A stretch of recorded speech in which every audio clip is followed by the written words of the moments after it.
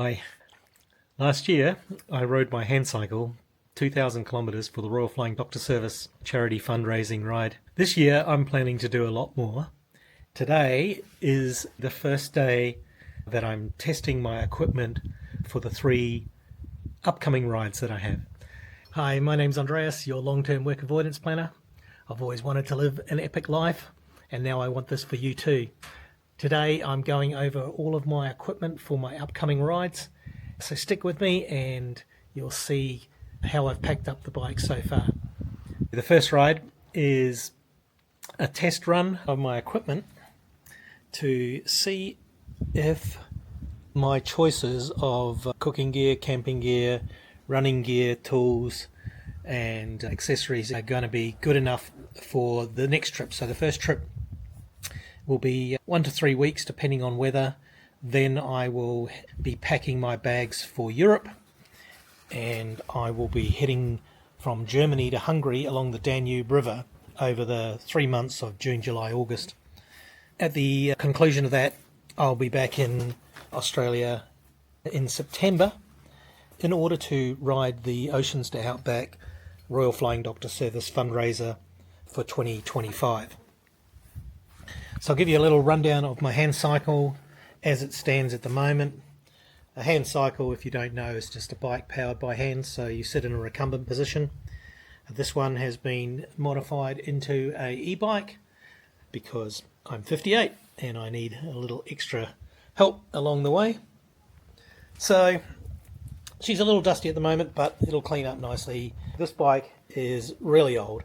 I bought it in 2004. So it is 21 years old and it's got lots and lots of modifications.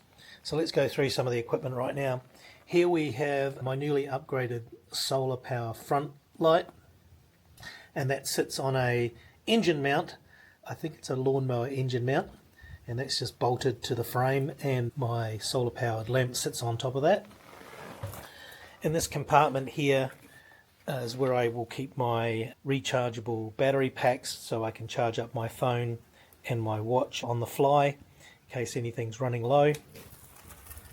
On the other side of the front wheel arrangement we have my basic toolkit.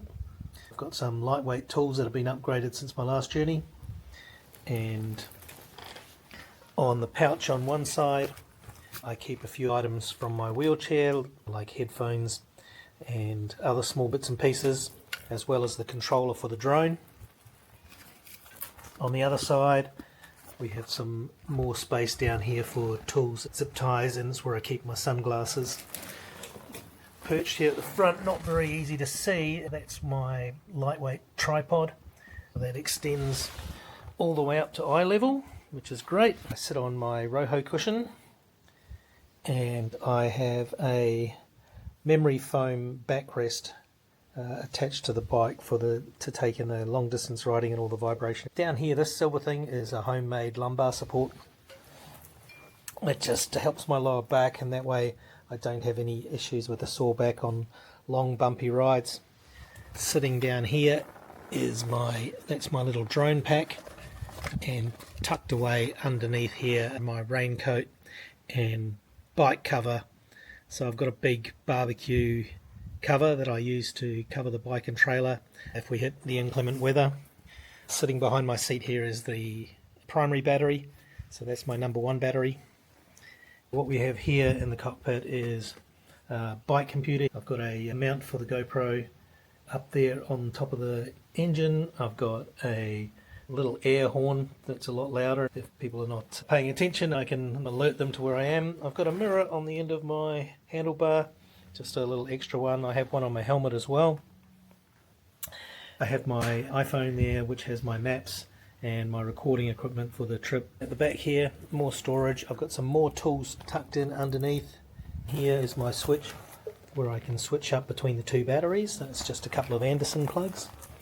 I have my footstool, which is how I actually get on and off the bike and put my wheelchair onto the trailer, because my wheelchair will sit on top of all of this gear.